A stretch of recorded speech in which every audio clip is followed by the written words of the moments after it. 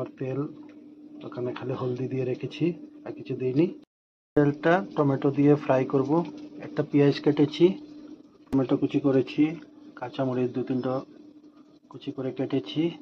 কড়াইতে পেঁয়াজ দিয়ে দিয়েছি। আগে ওটাতে মাছ ভাজা করেছিলাম, ওই তেল যেগুলো রয়েছে ওটাতেই পেঁয়াজ দিয়ে দিয়েছি। একটা বেগুন কাটবো, একটা ছোট, আমি একলার জন্য এটাই অনেক, বেশি নয়, অল্প তেল। আমি ছোট ছোট করে কাটছি। দেখুন সবজি কাটা হয়ে গেছে। সবজি কাটা হয়ে গেছে। আমি যখন সবজি কাটছিলাম তখন একজন এসে আমাকে অল্প তরকারি দিয়ে যায়।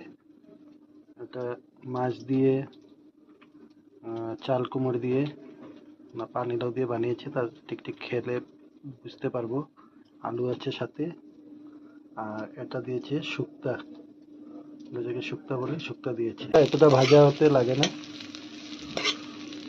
টমেটো যেটা আমি দিয়েছি ওটা স্কিপ করতে পারেন, ওটা যা ভালো লাগে দেবেন, যা ভালো লাগে না দিতে হবে না। আমি টমেটোটা একটু আমার ভালো লাগে তাই আমি দিচ্ছি।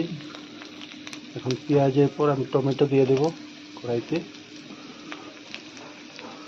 এটা বানাতে কোনো কিছু লাগে না, টমেটোটা দিয়ে দিলাম। কাঁচা লঙ্কাটাও দিয়ে দেবো, কাঁচা লঙ্কা দিয়ে দিলাম। তারপর আমার কাজ হলো 1-2 বার নাড়াচাড়া করে তারপরে আমি মাছের যেটা তেল ছিল আমার কাছে, মাছের তেলটা দিয়ে দেবো।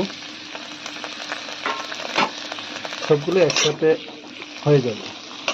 এখন গ্যাসের ফ্লেমটা অল্প বাড়াচ্ছি, আগে কম ছিল। তেলটা অল্প যখন গলে আসবে, তেলের আকার নেবে, তখন আমি আমার বেগুনটা দিয়ে দেবো। লবণ দিতে হবে, লবণটা আমি দিইনি। বেগুনটা দেওয়ার পর লবণটা দেবো, মতো নুন দিয়ে দেবেন।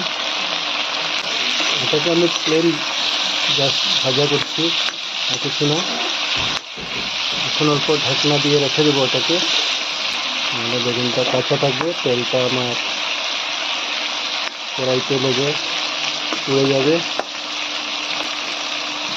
বেগুনটাকে সিদ্ধ করতে হবে লেগে, বেগুনটা বয়েল হওয়ার জন্য। এখন অল্প ঢাকনা দিয়ে রেখে দেবো ওটাকে, নাহলে বেগুনটা কাঁচা থাকবে, বেগুনটাকে সিদ্ধ করতে হবে।